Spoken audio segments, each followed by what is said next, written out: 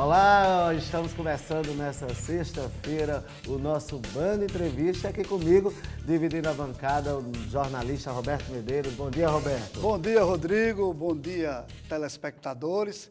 Hoje teremos aqui no nosso segundo bloco o advogado Renato Martins, que vai falar sobre cidadania portuguesa através dos judeus sefaditas. E é um assunto bem interessante e fique ligado, porque a gente traz já no segundo bloco essa entrevista, mas agora a gente vai para as principais notícias de hoje. Vamos, e dizer a você também que fique ligado aqui na tela da Band, porque a partir de hoje a nossa equipe está em Mossoró, trazendo para vocês com exclusividade a abertura do nosso maior São João do Estado, Mossoró Cidade Junina.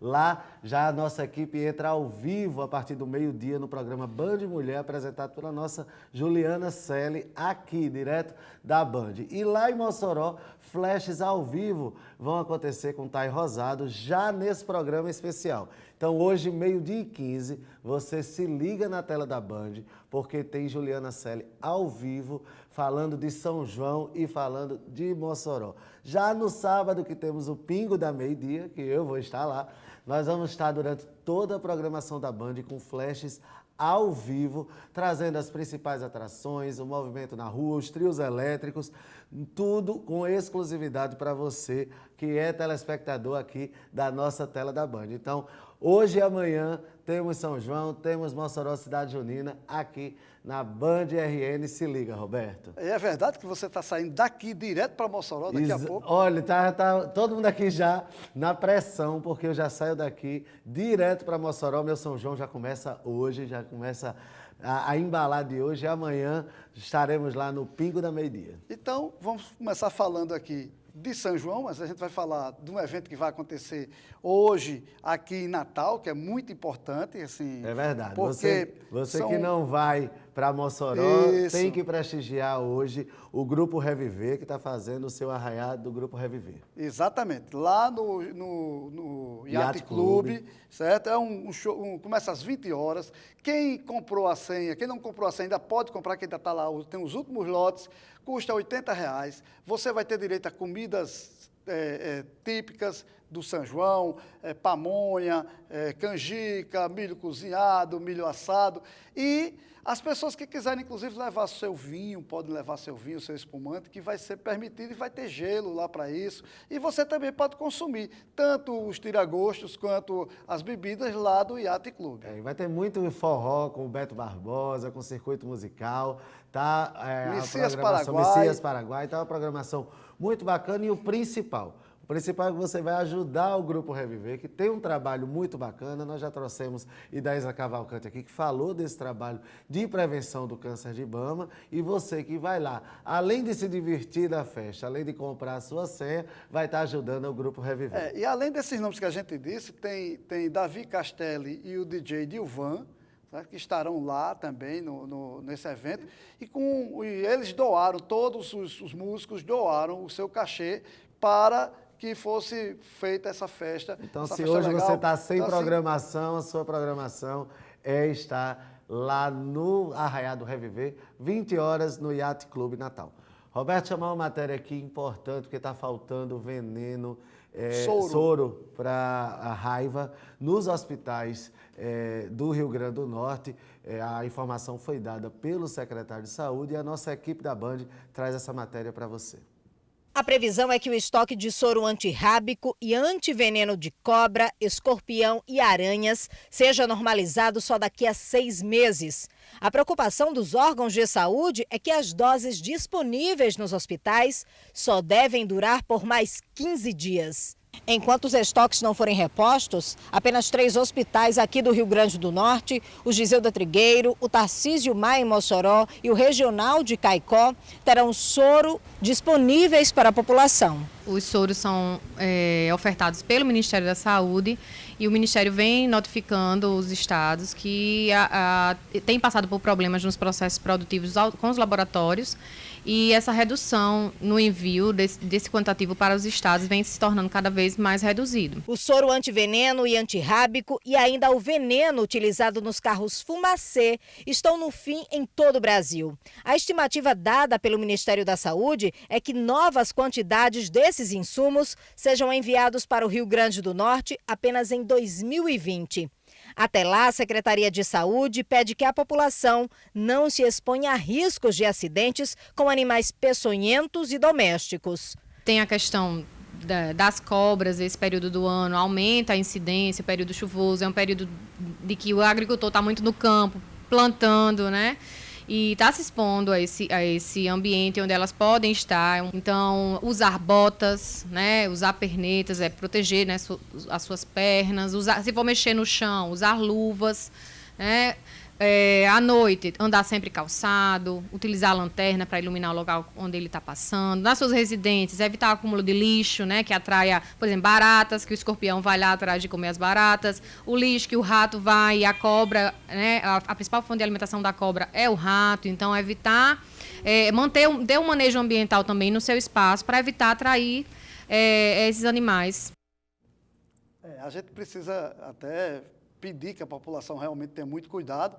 Agora, existem muitos condomínios que não têm lixo acumulado, mas que tem escorpiões, que aparecem escorpiões. Você não procura ser picado por um inseto, Roberto, pelo amor de Deus. Vindo de outros terrenos. A secretaria dá uma orientação que as pessoas evitem ser picadas por escorpião estranho, e cobra. né? Olha, você que está em casa aqui, você, evite ser picado por escorpião e cobra. Ou por cobra, porque senão você vai morrer porque não tem soro do Tenha soro um cuidado. antiofídico para você. Olha, eu fico assim ainda indignado com certas, tipo, a secretaria diz evite. Então vamos evitar. Vamos evitar. O problema todinho é que tem que combinar com o escorpião e com a cobra para ele não picar nesse período, né? Exatamente. Então, assim, combine com os escorpiões, combine com as cobras, para que eles não lhe piquem nesse período, porque não tem soro para salvar a sua vida. Gente, é hilário. A gente tem que pegar e rir com esse tipo de coisa, não tem cabimento.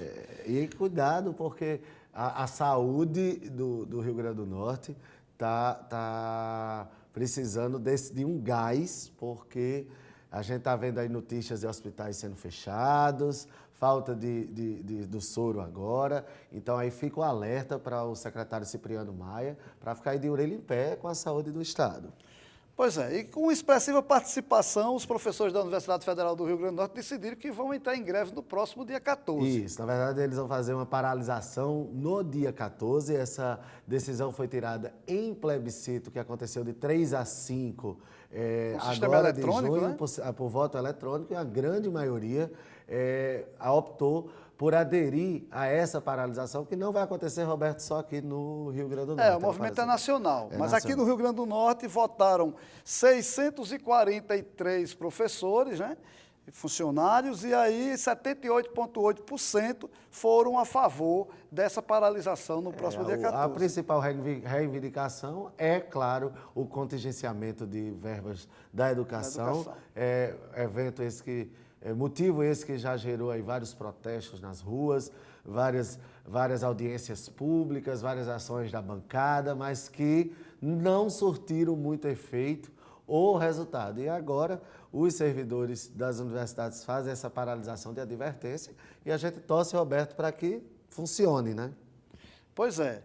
E uma notícia também de ontem à tarde, é que os governadores pediram em carta que os estados fiquem na reforma, porque existia a possibilidade dos estados não estar na reforma, e aí, antes de ontem, o governo já tinha previu que teria uma economia de 350 bilhões para os estados com a reforma, e ontem os governadores enviaram uma carta solicitando que os estados fiquem sim na reforma. É uma reivindicação dos governadores muito pertinente, porque já vários especialistas, e até um tema que a gente debateu aqui no programa, disseram que se a reforma não acontecer em todas as esferas, na esfera federal, na estadual e também nos municípios que têm previdência própria, vai aí gerar um imbróglio muito grande. Pois é, e a Carta dos Governadores afirma que aprovar uma regra local dificulta a uniformidade para o território nacional, mas parte dos parlamentares para não se desgastarem com a população, não queriam a inclusão dessa regra para os servidores estaduais e municipais. Vamos ver em que vai dar isso. Gente, vamos mostrar, a gente já falou aqui no programa da questão de quem vai vender, dos ambulantes que vão vender ali no entorno das festividades juninas que vão acontecer. Ali na Antônio Basílio, né? Em Natal, em vários pontos que o São João traz esse comércio informal e a gente vai trazer agora uma matéria sobre isso. Cerca de 300 ambulantes devem vender produtos no entorno da Arena das Dunas durante o São João de Natal. Os espaços destinados aos comerciantes estão limitados a esta parte da Avenida Lime Silva e a este trecho da Avenida Prudente de Moraes. As barracas só podem ser instaladas no dia 12 de junho, a partir das 9 horas da manhã. Luiz César tentou montar antes da data a barraca de lanches, mas teve que retirar o carrinho do local.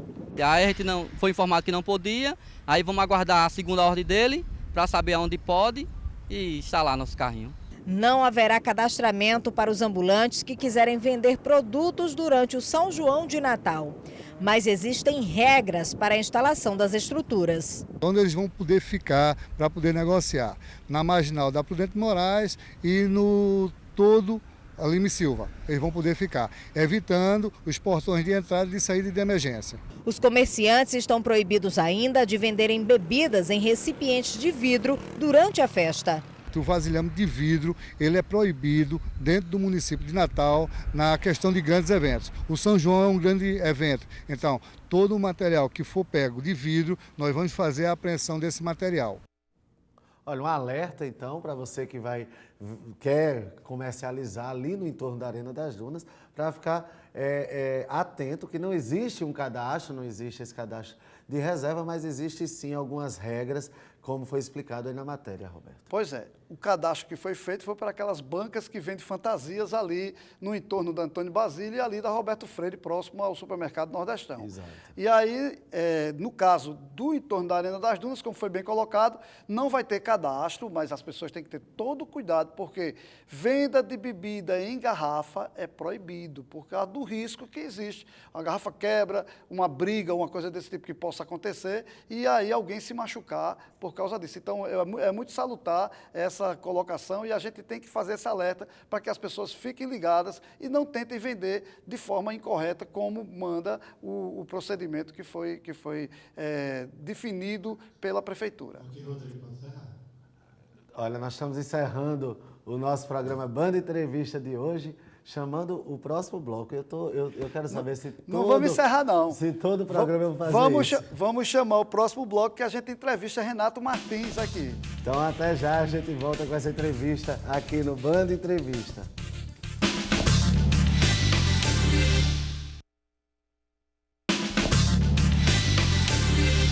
Estamos de volta com o nosso Banda Entrevista aqui hoje na tela da Band, né, Roberto? Exato, e hoje a gente recebe aqui o advogado Renato Martins, que veio falar para a gente sobre o evento que aconteceu ontem na OAB e que, como deve ser feito ainda, quem quiser entrar nessa de tentar a nacionalidade portuguesa, como é que deve ser feito. Ele que tem um trabalho muito interessante para os chamados judeus sefaditas. Que podem buscar agora a cidadania portuguesa aqui via esse escritório. Então, fala um pouquinho disso, seja muito bem-vindo. Bom dia, obrigado pelo espaço. Como é que foi o evento ontem? Foi ótimo, o evento foi um sucesso. Queremos agradecer aqui ao público natalense, a todos que compareceram a esse evento. E tem muita gente interessada na nacionalidade portuguesa. E isso é um fato que nós estamos divulgando. Muitos norte-riograndenses podem ter acesso e obter a nacionalidade portuguesa. E o nosso trabalho aqui é informativo também, é de divulgar esse direito, é divulgar as etapas do processo. Quando você fala que tem muitos potiguares norte-riograndenses que podem ter essa cidadania, você está embasado em quê? São pesquisas históricas. Esse tipo de nacionalidade ele é relacionado à descendência sefardita, como o Roberto citou, e vem em função do reparo histórico que Portugal está concedendo aos descendentes dos judeus sefarditas, que eram os judeus que viviam na Península Ibérica e que foram perseguidos pela Inquisição. Esse reparo começou, se eu não me engano, em 2015. Exato. A lei é de 2013. E em 2015 foi publicado o Decreto-Lei 30A, e a partir desse decreto a lei passou a surtir efeitos em Portugal e as nacionalidades começaram a ser concedidas. Renato, qual é o primeiro passo isso que para eu a ia pessoa perguntar. tentar o direito de ter a dupla nacionalidade? Vou buscar saber se ela tem esse direito. Exato. Já existem identificados, através de pesquisas históricas, várias famílias norte-riograndenses. Então, o primeiro indício é saber o sobrenome dos seus ascendentes e aí linkar a alguma família que já foi comprovadamente ligada a um judeu sefardita. Então, a primeira etapa é buscar informações sobre os seus avós, tataravós, pentavós, e a partir daí buscar um historiador, que é um genealogista, que estuda esse tipo de assunto, e aí comprovar esse vínculo com algum judeu. Sendo comprovado esse vínculo através de um estudo genealógico, é iniciadas as etapas em Portugal. E como é que é feito esse primeiro contato? Eu quero pegar e procurar saber se eu tenho essa... Onde eu tenho que me dirigir, eu tenho que buscar realmente Quem o é que eu devo escritório, como é que procurar? funciona? O ideal é procurar informações sobre os seus antepassados com as pessoas mais antigas da sua família, com seus pais, com seus avós, e a partir daí pode também buscar informações nos cartórios, para saber informações sobre os casamentos, os nomes dos seus antepassados, e a partir daí buscar um historiador. Então, pode seguir a via familiar, buscando informações sobre pessoas da sua família mais antigas, e a partir disso, entrar em contato com os cartórios e pedir o nome dos antepassados. Não tenho e a esse região. familiar, minha avó já morreu, meu avô já morreu, meu bisavô já não existe mais, e aí o que é que eu faço? É interessante porque muitas pessoas conseguem essas informações com alguns documentos específicos. Uma delas é a certidão de casamento, principalmente dos avós, ou as certidões de óbito. Então, é um caminho, Rodrigo, a ser seguido, é buscar essas certidões e, a partir daí, obter as informações dos seus antepassados e buscar um historiador. O Seridó do Rio Grande do Norte é famoso porque tem uma grande quantidade de pessoas descendentes de holandeses, de portugueses. As famílias do Seridó são conhecidas. Inclusive, tem também historiadores que escreveram livros sobre famílias do Seridó que trata cada família, o sobrenome de cada família. Isso já ajuda? Ajuda muito e muitos dos estudos são baseados nesses livros. Então, já existem fontes derivadas, que são livros de genealogia, que contam a história das famílias do Seridó. Isso ajuda muito do ponto de vista de construção desse vínculo, que é achar a ligação de quem está interessado na nacionalidade a um judeu sefardita. E muitas das famílias do Seridó já obtiveram a comprovação em Lisboa da descendência sefardita. Então, existe realmente, de fato, um direito e as pessoas precisam saber, precisam buscar informações e quem tem interesse. Vocês têm estimativa de números de quantas famílias ou quantas pessoas no Brasil e até no Rio Grande do Norte? Isso é um dado interessante. Existe uma pesquisadora em Lisboa chamada Anita Nowinski. Ela construiu a principal tese sobre os judeus sefarditas no Brasil. Segundo Anita Nowinski, no Brasil existem de 5 a 10% da população descendem de judeus. Nossa, muita coisa. Isso significa de 10 a 20 milhões da população brasileira são descendentes. Então, isso são dados da pesquisa dela. Estima-se que no Seridó o percentual seja ainda maior, né? Em função do que, como o Roberto citou, da endogamia dessas famílias e por ser uma região que os judeus preferiam por ter um isolamento geográfico, né? E aí eles ficariam livres da perseguição da Igreja Católica. Renato, por exemplo, eu estou procurando um historiador aqui em Natal para fazer isso. Eu tenho esse historiador aqui em Natal, como é que a gente faz? O nosso escritório, com base em Lisboa, ele tem parceiros aqui. Então, nós temos aqui no Seridó um time de historiadores e que podem disponibilizar e elaborar pesquisa para quem tiver interesse.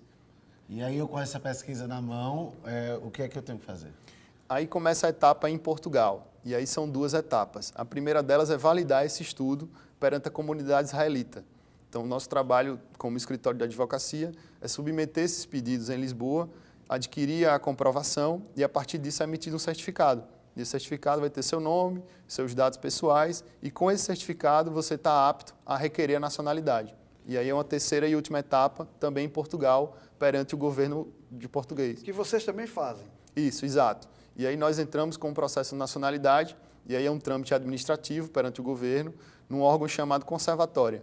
E a conservatória vai julgar e emitir um parecer, e a partir daí vai ser emitida a nacionalidade. E quanto tempo dura o trâmite total, aproximadamente? Assim, eu fiz a pesquisa, entreguei ao escritório para que essa nacionalidade saia. A comprovação de origem sefardita, que é essa primeira etapa em Portugal, ela dura em média 3 meses. Depois, no governo português, isso tem durado entre 12 e 18 meses. para a obtenção da nacionalidade. E aí, agora vamos fazer a pergunta que todo mundo quer saber. Quanto custa para fazer isso? De taxas, Roberto, são 500 euros na comunidade israelita e 250 euros no governo português. E isso você tem que adicionar aí honorários advocatícios, caso você opte pelo acompanhamento de um advogado, e a parte do estudo genealógico, da pesquisa histórica para saber... Num total, você acha que seria um investimento em aproximadamente quanto? Entre 10 e 15 mil reais, por exemplo. Eu imaginei. Entre 10 e 15 mil reais. Mas aí eu faço a minha pesquisa para que eu ganhe a dupla nacionalidade. Meus filhos vão pagar a mesma coisa? Sim, em termos de taxas e honorários, sim, porque os processos são individuais. Em relação aos filhos menores, existe sempre a possibilidade de ele requerer enquanto filho de português, no caso de você adquirir sua nacionalidade. Então, existe uma via alternativa para os filhos menores. No caso dos filhos maiores, é sempre um processo individual e que também ele deve cumprir as mesmas etapas que você cumpriu, por exemplo. E esse tempo que fica entre esse processo, ele tem como ser agilizado? Existe um esforço do governo português em agilizar esses processos. Então, isso é uma prioridade do governo português, a análise dos processos de nacionalidade pela via sefardita. Eu digo isso porque 10 de abril o Instituto do Registro e do Notariado se reuniu e aí determinou que outras comarcas em Portugal também possam analisar esses pedidos. Então, hoje, Lisboa e Porto distribuem esses pedidos para várias partes do país e a tendência é que esses processos sejam analisados de forma mais célere. Então, a nossa expectativa é que esses processos possam correr num período mais curto de tempo. Renato, e qual é a vantagem de se adquirir a cidadania portuguesa? Se tornar um cidadão português é, acima de tudo, se tornar um cidadão europeu. E aí se fala no Bloco Econômico Europeu, que é constituído por 28 países, e são inúmeras as vantagens, como residir, trabalhar nesses países, ter acesso ao sistema de educação, ao sistema de saúde, ao sistema previdenciário, ter a liberdade de viver, né, nesse país, aprender uma nova língua, cursar uma universidade, um mestrado, um doutorado, e principalmente, o que eu digo sempre, é a herança. Poder deixar isso para os seus filhos, para os seus netos, de deixar esse legado de liberdade, de ser um cidadão brasileiro, europeu e também um cidadão do mundo. Nós já temos exemplos aqui no estado de pessoas que já conseguiram essa nacionalidade? Tem clientes nossos que estão em vias de conclusão, né? No Brasil, um estado que está mais à frente é o Ceará, por ter iniciado esse movimento mais cedo, e o Rio Grande do Norte está logo em seguida. Então, tem clientes nossos em vias de conclusão do processo. Você falou sobre você ter a cidadania portuguesa e ter a cidadania europeia. Eu, quando saio daqui para os Estados Unidos, eu tenho que ter um visa, tenho que ter um carimbo lá no meu passaporte, me autorizando a entrar nos Estados Unidos. Se eu tiver a cidadania portuguesa, eu preciso fazer isso também, não? Não é necessário visto para entrar nos Estados Unidos. Então, essa é mais uma vantagem também, que é usufruir das relações diplomáticas que a Europa tem com o mundo, né? Então, é ser visto como um cidadão europeu perante o mundo. E me fala, você tem um escritório aqui em Natal, você faz esse atendimento aqui em Natal, como é feito esse atendimento? O nosso escritório tem uma parceria com a doutora Soledade Fernandes, que é ex-magistrada, é advogada aqui em Natal, e nós realizamos atendimentos todas as terças-feiras. Então é importante quem tiver interesse na nacionalidade, contactar o nosso site, que é www.martinscastro.pt, e lá tem os telefones de contato e podem entrar em contato e agendar o seu atendimento. A doutora Soledade atende toda terça-feira no Tirol Office, aqui em Tirol, em Natal. Qual é o site? www.martinscastro.pt de Portugal. Então, olha, eu acho que vale a pena, né, Roberto? Você fazer essa pesquisa, quem sabe? Medeiros, Loureiro não está aí nesse meio e a gente resolve. Eu tenho a vantagem daquilo que ele estava dizendo, né? Das famílias do Siridó, que tem a história dos casais que eram de uma família que casa com outra, que eram todos judeus, né? Serfaditas. Então, assim, o meu Medeiros com o Fernandes, com certeza vai dar esse... Doutor Renato, e os sobrenomes que são comuns? Por exemplo, Silva, Oliveira, que aí você já tem mais uma dificuldade, porque o meu Silva é do Seridó, não, mas o meu Silva não é do Rio de Janeiro. Como é que é feito para desmembrar quando você tem esse sobrenome muito comum? Isso é interessante, Rodrigo, porque o sobrenome em si, ele não dá o direito à nacionalidade. É sempre a descendência Por isso que tem que fazer genealógica, estudo. exatamente. Por isso que o estudo é essencial. E muita gente naquela época colocava esse sobrenome de forma autônoma. O seu pai colocava o Loureiro sem ter uma ligação com a família Loureiro. O Silva, isso era muito comum. Meu bisavô inventou um nome e colocou na nossa família. Então, isso era muito comum na época. Exatamente. Então, existe sim um indício, que é saber sobrenomes que se repetem, mas o direito em si, ele é pautado na descendência. E aí é necessário sempre o estudo genealógico. Por isso que tem que se buscar isso, senão toda Oliveira ia... Quando será o próximo evento? Apesar de você ter falado do escritório, que funciona todas as sessões, se vocês fizeram esse evento ontem lá na OAB, vai ter um próximo evento aqui sobre o mesmo assunto? Era algo que a gente não tinha imaginado, mas a procura tem sido muito grande e nós estamos organizando um próximo evento em Caicó e Currais Novos, ainda sem data marcada, mas a ideia é que no segundo semestre nós possamos realizar um evento no Seridó e poder contemplar aqueles que têm interesse e que vivem ainda nessa região. Doutor Renato, então deixa novamente o site do escritório para quem está em casa, o endereço lá do escritório para quem está com interesse em ter essa cidadania portuguesa, possa lá contactar vocês e quem sabe se tornar aí um cidadão europeu. Claro, é www.martinscastro.pt. Também podem encontrar nossas redes sociais, que é Martins Castro Consultoria, estamos no Instagram e no Facebook. Pode entrar em contato, podem perguntar mais informações. Nós temos vários e-books, instrumentos informativos para orientar as pessoas das etapas, dos procedimentos e de como adquirir a nacionalidade. Agradecer a sua participação aqui no nosso programa e dizer que estaremos aqui na próxima segunda-feira, né, Rodrigo? Verdade, embarcando hoje para Mossoró para curtir o Pingo da Meio-Dia, mas segunda-feira a gente está aqui de volta com o nosso Band Entrevista, trazendo para você muito conteúdo numa mesa redonda muito interessante, onde a gente vai debater a redução da maioridade penal. Então até segunda-feira, 6h45, aqui na tela da Band.